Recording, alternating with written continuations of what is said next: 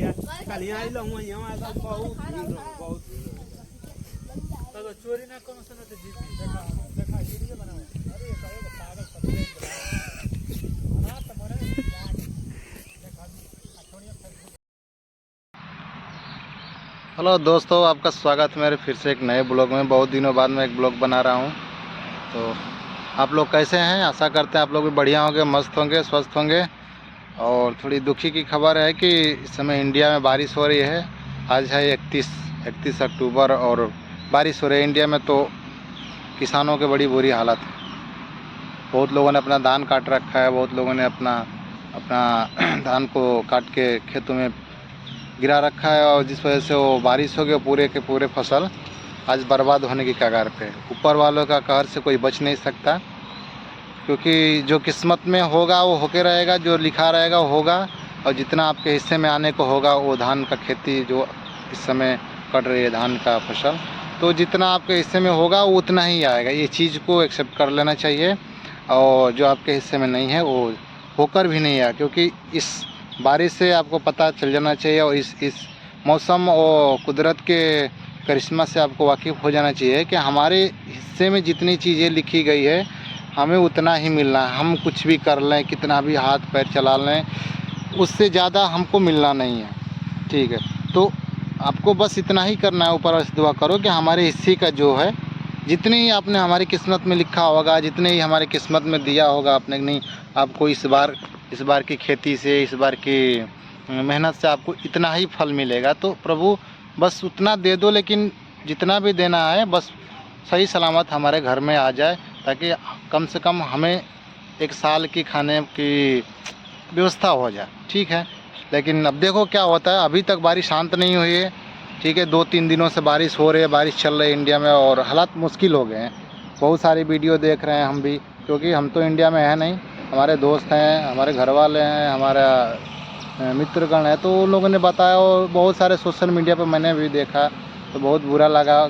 सबसे बुरा ये चीज़ लगा कि जो लोगों ने फसल काट रखा है, जितने लोगों ने अपने धान को खेतों में गिरा रखा है काट के, उनकी ज़्यादा समस्या, क्योंकि जो फसल अभी काटी गई नहीं है, थोड़ा उसके लिए थोड़ा कम चिंता है। क्योंकि अगर जो गिर गया होगा धान, जैसे हवा चल रही है, गिर गया होगा तो वो भी पानी के कांटेक्ट में आएगा तो जम सकता है। लेकिन अगर उसको मेहनत करेंगे वो लोग, उसको खड़ा करके बांध के, तो कुछ बच सकता है। लेकिन मुश्किल ये है, जो लोगों ने काट रखा है, जिन लोगों ने अपने खेतों में चावल और धान को काट के गिरा रखा है, तो उनके लिए बड़ी मुश्किल है। क्योंकि ना धूप हो रही है, ना बारिश शांत हो रही है। अगर वो लोग उस धान को कहीं सुरक्षित जगह भी ले जाते तो कहाँ ले जाएंगे? कहीं नहीं रख सकते। घर में रखेंगे उठा के तो वो जमने लगेगा, घर में भी जम जाएगा। बाहर रखेंगे तो बाहर बारिश हो ही रही है। तो इस चीज़ से सीख लेना चाहिए हमें कि हम कितना भी कोशिश कर लें, कितना भी मेहनत कर लें, और कितना भी अपने खेतों में या कुछ भी कर लें, हमारे हिस्से का जो है वो उतना ही मिलेगा। बाकी का जो है वो कुदरत अपने पास लेकर जाएगी। बस आप किसी से ना जलन व्यवहार रखें, ना किसी से भेदभाव रखें, ना किसी से दुश्मनी रखें। सबको जाना इसी तरह है, सबके साथ ऐसे ही चीज़ें होनी है। आज कुदरत ने दिखा दिया, क्या दुश्मन, क्या दोस्त, क्या यार, क्या रिश्तेदार, सबके खेतों में चीज़ें फसल ऐसी को ऐसी पड़ी है। 4 महीनों की मेहनत आज देखो क्या हो गया, खेतों में पड़ी है, सड़ रही है। सेम ऐसे कुछ दिन पहले बारिश के मौसम में हुआ था, पंजाब में हुआ था। पंजाब के किसानों को पूरा का पूरा धान बह गया, पशुएं बह गई। तो थोड़ा नेचर का सम्मान करो, पेड़ों की कटाई कम करो, तो कुछ हो सकता है। लेकिन ऐसे ही आप ये ना सोचो कि नहीं ये ऑटोमेटिक आ गई, ये इसको ग्लोबल वार्मिंग बोलते हैं।